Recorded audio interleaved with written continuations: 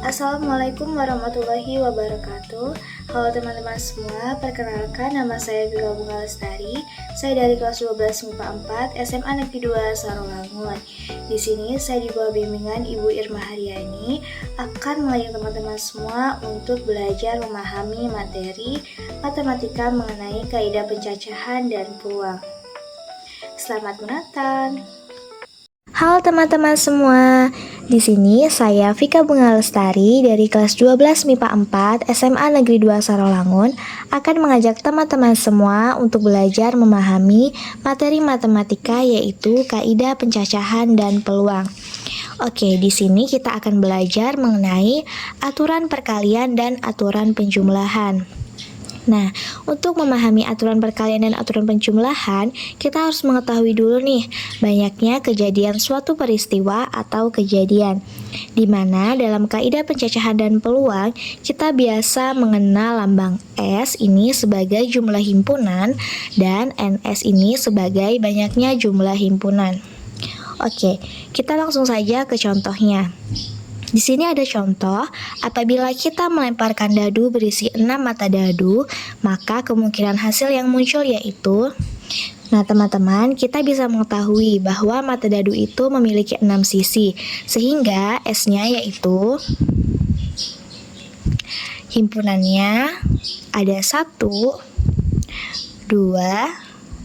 3, 4, 5, dan 6. Sehingga dari sini kita dapat mengetahui bahwa NS-nya ada berapa, yaitu ada 6. NS-nya sama dengan 6. 6 ini dari mana? Karena di sini jumlahnya ada 1, 2, 3, 4, 5, 6. Jumlah keseluruhannya ada 6. Jadi NS-nya sama dengan 6. Baik, selanjutnya teman-teman, kita akan masuk kepada aturan perkalian. Di sini ada contoh soal di mana diketahui bahwa himpunan P ada P, Q, R, S, T dan himpunan Q ada 1, 3, 5, dan 6. Nah, yang ditanya adalah NP dikali Q. Ini merupakan aturan perkalian. Untuk menjawab soalan ini, kita harus mengetahui dulu NP dan NQ. Nah, jadi kita dapat mengetahui dengan cara NP-nya itu berapa? Kita lihat dari himpunan P. Ada 1, 2, 3, 4, 5. Sehingga NP-nya itu ada 5. Nah, selanjutnya NQ. NQ-nya itu ada berapa? Kita hitung. NQ-nya ada 1, 2, 3, 4. NQ-nya ada 4. Nah, selanjutnya jika sudah diketahui NP dan NQ, kita dapat langsung menghitung nilai NP dikali Q.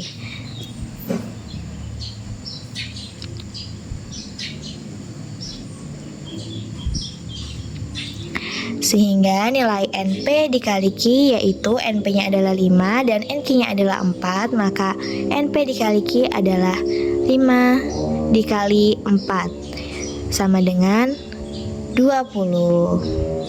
Nah, ilustrasi di atas menunjukkan bahwa jika peristiwa pertama dapat dilakukan dengan R cara yang berbeda dan setiap cara ini dilanjutkan dengan peristiwa kedua yang dapat dilakukan dengan S cara berbeda, maka kedua peristiwa tersebut dapat dilakukan secara bersama-sama dengan R dikali S cara berbeda, sehingga hal tersebut dinamakan aturan perkalian.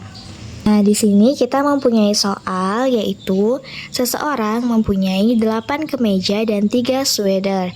Berapa banyak cara ia memakai kemeja dan sweater tersebut?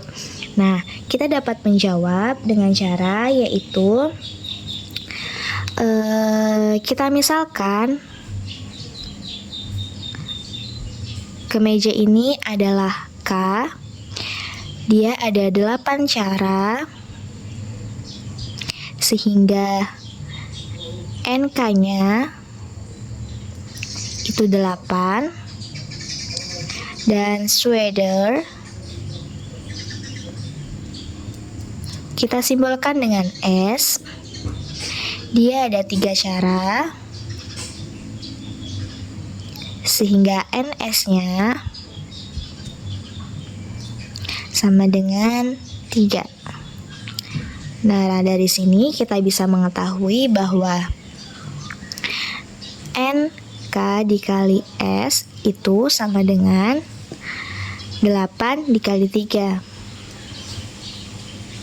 Sehingga jawabannya adalah 24. Jadi ada 24 cara.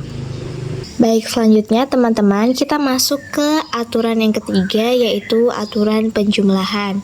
Nah, aturan penjumlahan ini apabila suatu peristiwa terdiri dari n tahap yang saling lepas, di mana peristiwa pertama dapat dilakukan dengan R1 cara yang berbeda, peristiwa kedua dapat dilakukan dengan R2 cara yang berbeda, dan seterusnya hingga peristiwa ke N yang dapat dilakukan dengan Rn cara. Maka total peristiwa tersebut adalah R1 ditambah R2 hingga Rn cara yang berbeda. Hal tersebut kita namakan sebagai aturan penjumlahan.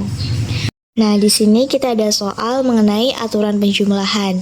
Soalnya yaitu, untuk mengikuti kompetisi bahasa Inggris, sebuah sekolah diwajibkan mengirimkan 1 perwakilan.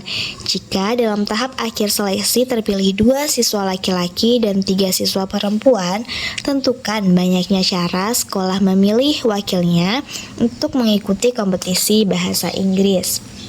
Baik, peristiwa ini merupakan peristiwa yang saling lepas. Mengapa? Karena peristiwa pertama tidak dilanjutkan dengan peristiwa kedua, atau peristiwa tersebut bukan peristiwa berpasangan. Oleh karena itu, dalam menjawab soal tersebut digunakan aturan penjumlahan. Baik teman-teman, jadi banyaknya cara sekolah memilih wakilnya untuk mengikuti kompetisi bahasa Inggris adalah ini 2 siswa laki-laki ditambah 3 siswa perempuan.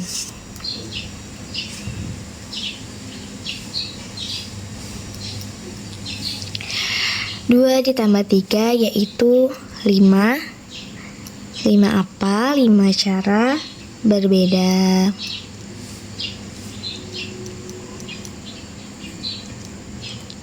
Baik teman-teman, materi kedua yang akan kita bahas adalah mengenai permutasi.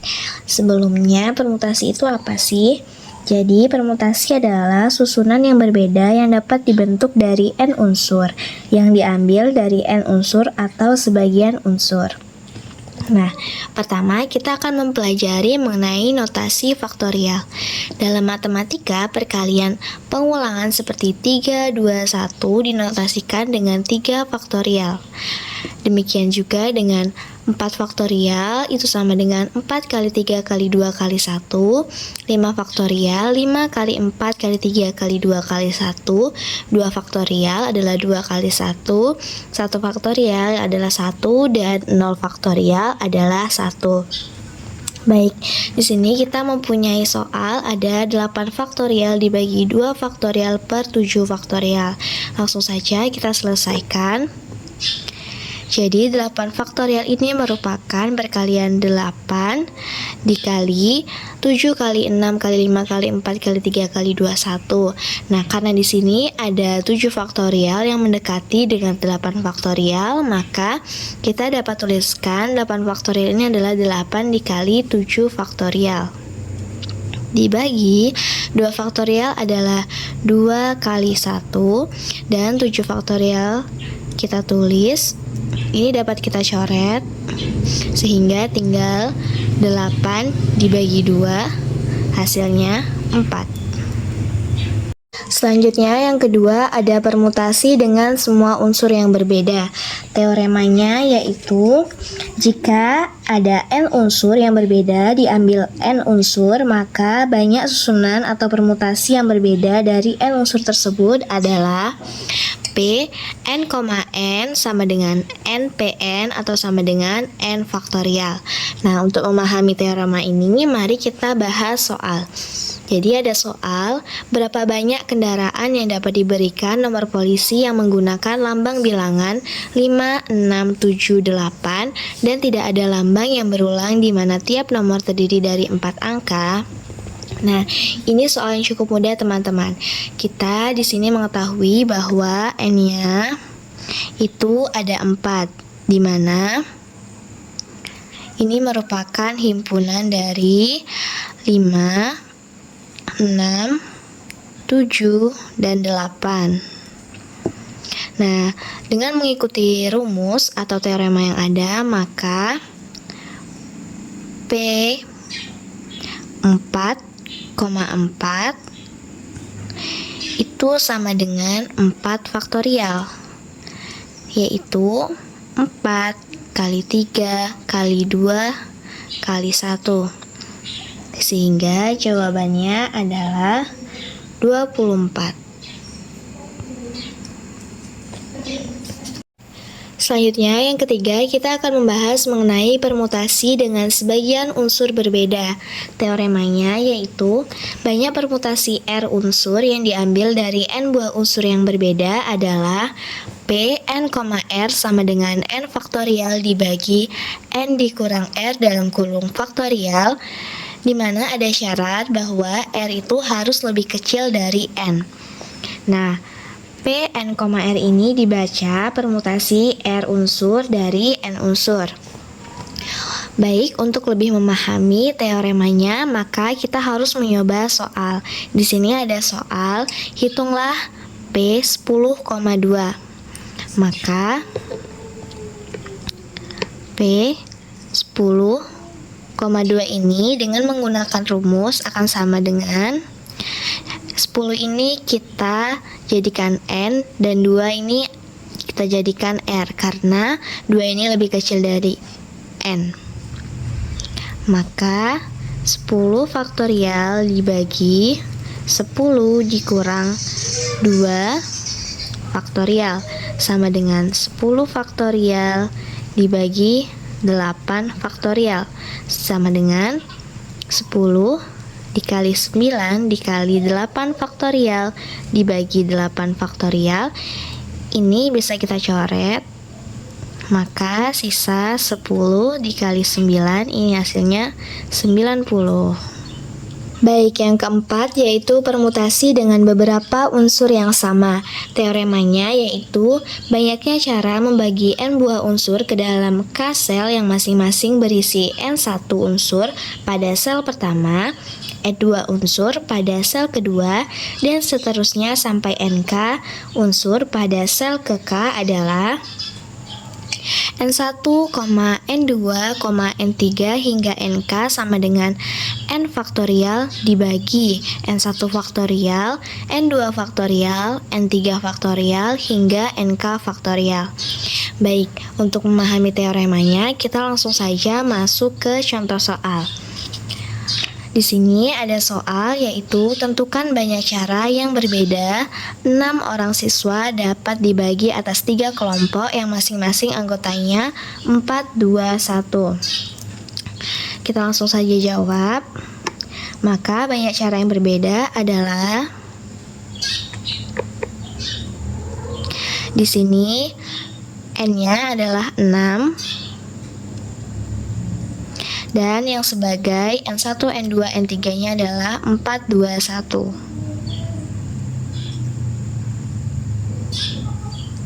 Sesuai dengan rumus akan menjadi faktorial. Jadi 6 faktorial per 4 faktorial, 2 faktorial, dan 1 faktorial. Ini akan sama dengan 6 faktorial ini adalah 6 dikali 5 dikali 4 faktorial dibagi 4 faktorial dikali 2 dikali 1. Ini 4 faktorialnya dapat kita coret, sehingga sisa 6 dikali 5 itu adalah 30 dibagi 2, sehingga hasil akhirnya akan sama dengan 15. Baik teman-teman, yang selanjutnya atau yang terakhir ada permutasi siklis. Jadi dalam permutasi siklis ini, dimisalkan tersedia N unsur yang berbeda, maka banyak permutasi siklis dari N unsur itu dapat ditentukan dengan aturan di mana P siklis akan sama dengan N dikurang 1 faktorial. Nah, Untuk memahami teorema ini, maka kita akan mencoba soal. Jadi di sini ada soal, yaitu ada 6 orang: A. Ana, B. Bayu, C. Cynthia, D. Denny, E. Evan, dan F. Fadil menempati 6 buah kursi yang mengelilingi sebuah meja bundar. Yang ditanyakan, berapa banyak susunan yang dapat terjadi? Ini merupakan soalan yang sangat mudah, teman-teman. Di sini kita dapat mengetahui bahwa N-nya itu sama dengan 6. Maka kita cukup menggunakan rumus di mana P siklis itu sama dengan N dikurang 1 faktorial, maka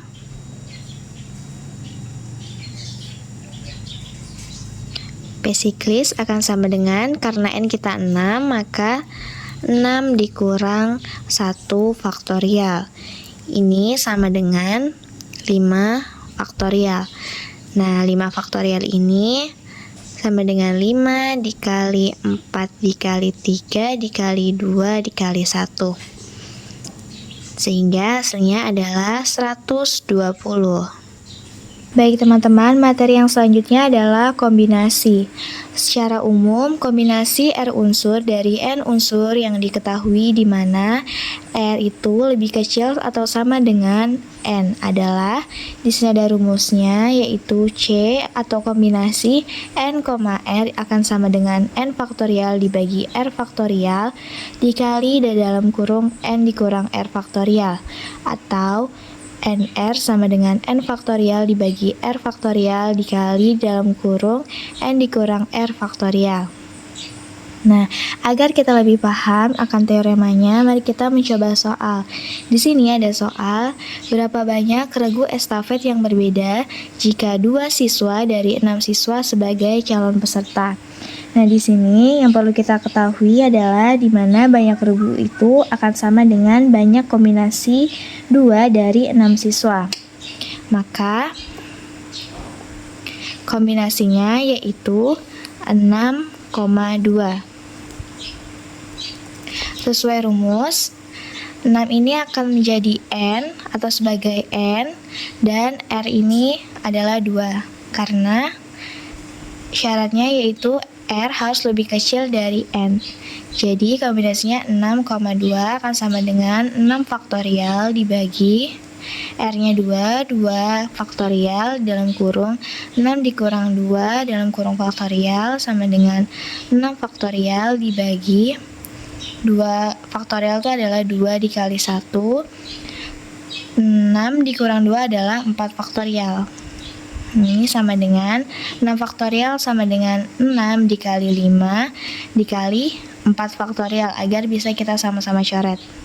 Sehingga dibagi 2 dikali 1 dikali 4 faktorial. Ini kita coret, sehingga hasilnya 6 dikali 5 adalah 30 dibagi 2, hasilnya adalah 15. Baik teman-teman, materi yang akan kita pelajari selanjutnya adalah mengenai peluang. Di sini kita akan mempelajari dulu mengenai pengertian percobaan, ruang sampel, dan kejadian. Dimulai dari percobaan. Misalkan kita melempar sekeping uang mata uang logam. Nah, kegiatan melempar sekeping mata uang logam satu atau beberapa kali itu dinamakan dengan percobaan. Kemudian apa itu ruang sampel? Ruang sampel adalah himpunan dari semua hasil yang mungkin pada sebuah percobaan. Kemudian himpunan bagian dari ruang sampel S itu disebut dengan kejadian. Kemudian kita akan mempelajari mengenai peluang dari suatu kejadian. Misalkan S adalah ruang sampel dari sebuah percobaan dan masing-masing dari anggota S memiliki kesempatan yang sama untuk muncul. Jika E adalah suatu kejadian, maka peluang kejadian E ditentukan dengan rumus PE atau peluang E sama dengan NE per NS, di mana NE ini merupakan banyaknya anggota dalam himpunan kejadian E dan NS merupakan banyaknya anggota dalam himpunan ruang sampel S. Oke teman-teman, untuk lebih memahami teorema peluang suatu kejadian, kita setidaknya harus mencoba satu soal. Nah, di sini Vika sudah membuat satu soal yang dapat dengan mudah kita kerjakan. Di mana soalnya yaitu dalam sebuah keranjang berisi 6 baju hitam, 4 baju putih, dan 2 baju merah. Dari dalam keranjang diambil secara acak satu baju. Di mana di sini kita disuruh menghitung yaitu peluang yang terambil dari sebuah baju putih, sebuah baju hitam, dan sebuah baju merah. Oke, langsung saja kita kerjakan. Di mana di sini kita harus mengetahui dulu berapa NS dari semua baju. Di mana NS-nya yaitu ada 12. Kenapa 12? Karena di sini ada 6, 4, dan 2 sehingga ada 12 NS-nya. Oke, kita kerjakan dulu yang bagian A. Kita misalkan A itu adalah kejadian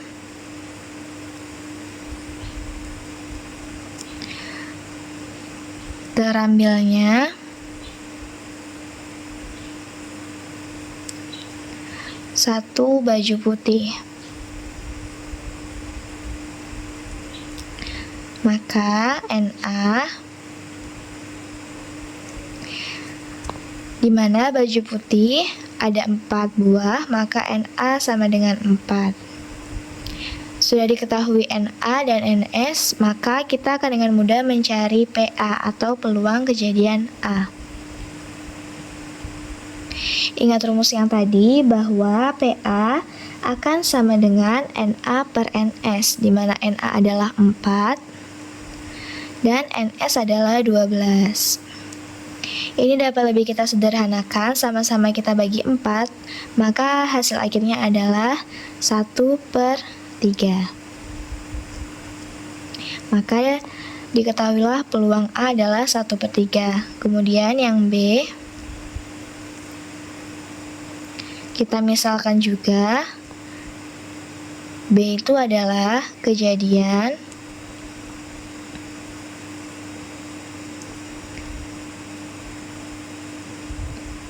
terambilnya satu baju hitam.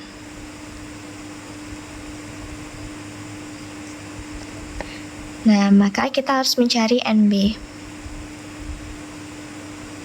Di mana baju hitam ada 6 buah, maka NB-nya sama dengan 6, sehingga PB atau peluang kejadian B akan sama dengan NB per NS.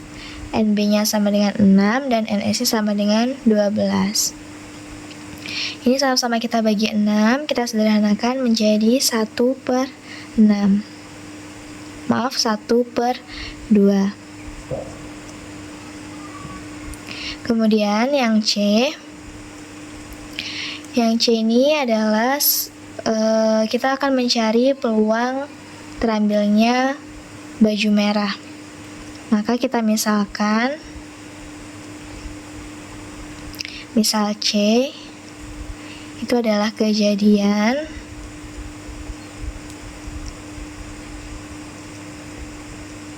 terambilnya satu baju merah. Maka kita harus mencari NC. Kita lihat di sini baju merah ada 2, maka NC ada 2. Maaf, ada 2. Sehingga peluang kejadian C akan sama dengan NC per NS, 2/12 akan sama dengan 1/6. Itu tadi penyelesaian dari soal di atas. Baik, materi yang selanjutnya yaitu frekuensi harapan. Nah, frekuensi harapan ini apa? Frekuensi harapan adalah banyak kejadian atau peristiwa yang diharapkan dapat terjadi pada sebuah percobaan. Nah, misalkan sebuah percobaan dilakukan sebanyak N kali dan PE adalah peluang kejadian E, maka frekuensi harapan kejadian E ditentukan dengan rumus atau aturan, di mana frekuensi harapan E akan sama dengan N dikali peluang kejadian E atau N dikali PE. Baik, untuk lebih memahami kita akan mencoba sebuah soal. Di sini ada soal sebuah dadu berisi 6 dilempar sebanyak 120 kali. Hitunglah frekuensi harapan kejadian-kejadian berikut. Soal yang A yaitu kejadian munculnya mata dadu angka 2. Soal yang B kejadian munculnya mata dadu genap. Nah, kita dapat menjawab soalan ini. Yang pertama, kita akan menentukan atau kita ketahui bahwa N-nya ini sebanyak 120 kali. N-nya itu sebanyak 120 dan dadu ini atau NS-nya adalah 6. Maka kita langsung saja ke di sini ditanyakan adalah kejadian munculnya mata dadu angka 2. Nah, kita misalkan misal A adalah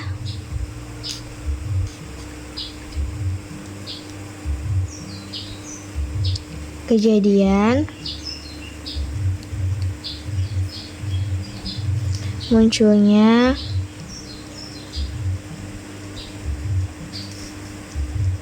mata dadu angka. Nah, maka kita harus mencari dulu NA-nya. Di mana NA-nya adalah 1. Kenapa 1? Karena dalam mata dadu angka 2 hanya terdapat 1 jumlahnya. Maka PA ini adalah NA per NS, maka sama dengan 1/6. Sehingga kita sudah mengetahui N dan PA, maka kita langsung saja mencari frekuensi harapannya. Di mana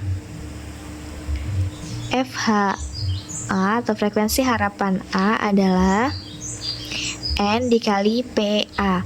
N-nya adalah 120 dikali PA-nya adalah 1/6. Maka hasilnya adalah 120/6. Hasilnya yaitu 20 kali. Baik, selanjutnya kita akan menjawab soalan yang nomor B. Di mana yang ditanyakan adalah kejadian munculnya mata dadu genap. Di sini kita misalkan B itu adalah kejadian munculnya mata dadu genap.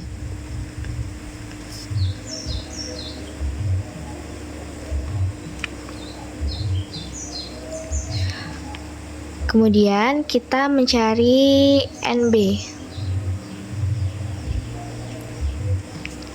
di mana B ini adalah mata dadu genap yaitu 2, 4, dan 6. Sehingga NB sama dengan 3. Maka PB sama dengan NB per NS, yaitu 3/6 atau 1/2. Maka kita dapat langsung mencari frekuensi harapan B, yaitu N dikali PB. N-nya adalah 120 dan PB-nya adalah 1/2. Akan sama dengan 120 dibagi 2, hasilnya yaitu 60 kali. Baik, selanjutnya kita akan membahas materi mengenai kisaran nilai peluang. Jika S adalah ruang sampel dari suatu percobaan, E adalah suatu kejadian, dan P adalah suatu fungsi peluang, maka PE adalah peluang kejadian E yang memenuhi sifat, yaitu yang pertama, PE atau peluang kejadian E ini harus lebih besar dari 0 dan kecil dari 1, di mana tidak boleh lebih dari 1. Kemudian, PS ini pasti akan sama dengan 1, di mana nilainya tidak boleh lebih dari 1 atau menjadi negatif. Kemudian, E peluang komplement. Jika E aksen adalah komplement kejadian E, maka peluang kejadian E aksen ditentukan dengan aturan. Di sini PE aksen akan sama dengan 1 dikurang PE atau peluang kejadian E. Nah, agar lebih paham, kita akan membahas suatu soal, di mana di sini ada soal, sebuah dadu berisi 6 dilempar sekali. Berapa peluang munculnya mata dadu bukan genap? Nah, kita akan langsung menyelesaikan soalan ini. Kita akan misalkan A ini sebagai kejadian munculnya mata dadu genap, sehingga NA-nya akan sama dengan 3. Kemudian AC atau A komplemennya adalah kejadian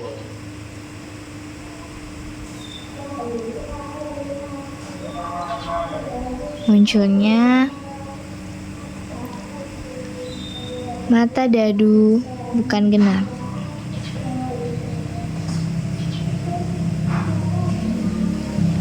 Maka peluang munculnya mata dadu bukan genap adalah P A komplement akan sama dengan rumusnya, yaitu 1 dikurang PA, di mana PA ini adalah NA per NS.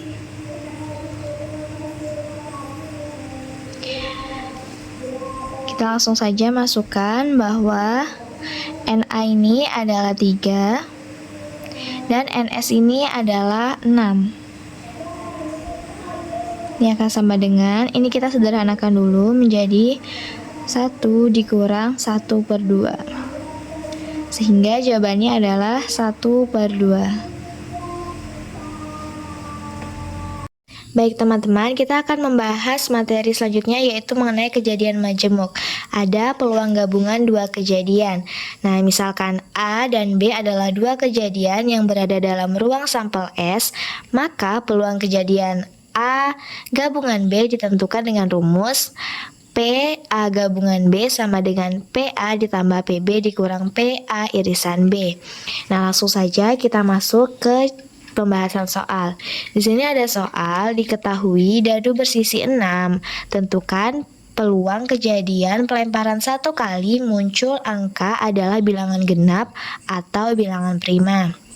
Nah, di sini kita misalkan A, PA peluang kejadian. A itu adalah bilangan genap, di mana dalam dadu bilangan genap itu ada 2, 4, dan 6. Sehingga NA per NS-nya adalah 3/6 karena NS-nya 6, jadi 1/2. Kemudian PB atau peluang kejadian B itu kita misalkan sebagai bilangan prima. Nah, bilangan prima dalam dadu itu ada 2, 3, dan 5. Sehingga NB per NS-nya ada 3/6 sama 1/2. Kemudian kita cari peluang A gabungan B. Peluang A irisan B. Nah, peluang A irisan B ini kita misalkan sebagai bilangan genap dan prima. Di mana di sini bilangan genap dan prima hanya angka 2, jadi 1/6. Kemudian kita langsung saja masuk ke rumus ini, di mana PA gabungan B sama dengan PA ditambah PB dikurang PA irisan B. Nah, di sini kita masukkan PA-nya adalah 1/2, PB-nya 1/2 dikurang PA irisan B. Ini yang sudah kita cari tadi diketahui bahwa ada 1/6. Nah, ini kita samakan penyebut sehingga hasil akhirnya adalah 5/6. Kemudian teman-teman, ada yang namanya kejadian saling lepas. Jika kejadian A dan kejadian B saling lepas, maka berlaku PA gabungan B sama dengan PA ditambah PB. Di sini kita langsung saja ke pembahasan soal. Ada soal yaitu sebuah dadu bersisi 6 dilemparkan sekali. Tentukan peluang munculnya bilangan genap atau kelipatan 5. Nah, di sini yang perlu kita ketahui bahwa NS-nya adalah 6. Kemudian PA kita simbolkan untuk bilangan genap, di mana dalam dadu bilangan genap itu ada 2, 4, dan 6, sehingga NA per NS-nya adalah 3/6 atau 1/2. Kemudian PB itu kita simbolkan untuk bilangan kelipatan 5. Nah, dalam dadu bilangan kelipatan 5 itu hanya 5, sehingga NB per NS-nya adalah 1/6. Kemudian untuk PA gabungan B itu akan sama dengan PA ditambah PB. Ini, kemudian kita masukkan saja PA-nya tadi ada 1/2 dan PB-nya ada 1/6. Kemudian ini kita samakan penyebut menjadi 3/6 ditambah 1/6, sehingga hasilnya adalah 4/6. Kita sederhanakan lagi menjadi 2/3. Baik teman-teman, selanjutnya yang terakhir ada peluang dua kejadian yang saling bebas. Nah, berbeda dengan kejadian yang saling lepas tadi, kalau peluang kejadian yang saling bebas ini, jika kejadian A dan kejadian B saling bebas, maka berlaku PA irisan B akan sama dengan PA dikali PB. Nah, langsung saja di sini ada soal, 2 buah dadu bersisi 6 dilempar sebanyak 1 kali. Hitunglah peluang munculnya angka 5 pada dadu pertama dan jumlah kedua mata dadu 5. Apakah kejadian tersebut saling bebas? Jadi yang ditanyakan adalah apakah kejadian ini merupakan kejadian yang saling bebas. Oke, untuk menjawab soal kita dapat yang pertama-tama menentukan PA-nya dulu. Jadi PA itu kita misalkan sebagai munculnya angka 5, yaitu NA per NS-nya menjadi 6/36, kita perkecil menjadi 1/6. Kemudian PB kita misalkan untuk munculnya jumlah kedua mata dadu. Nah, ini berarti NB per NS-nya ada 4/36 atau sama dengan 1/9. Kemudian untuk A irisan B itu yang sama itu ada 4,1 atau 4 dan 1, sehingga NA irisan B-nya itu ada 1. Kemudian PA irisan B adalah 1/36, sehingga diperoleh PA irisan B akan sama dengan 1/6 dikali 1/9. Ini mengikuti rumus yang ini tadi, 1/6 dikali 1/9, maaf. Sehingga tadi kan didapat PA irisan B itu adalah 1/36. Namun teman-teman diketahui bahwa ternyata 1/36 ini tidak sama dengan 1/6 dikali 1/9. Kemudian karena PA irisan B tidak sama dengan PA dikali PB, maka kejadian munculnya angka 5 pada dadu pertama dan jumlah kedua mata dadu 5 merupakan dua kejadian yang tidak saling bebas. Jadi kejadian tersebut tidak saling bebas teman-teman. Terima kasih.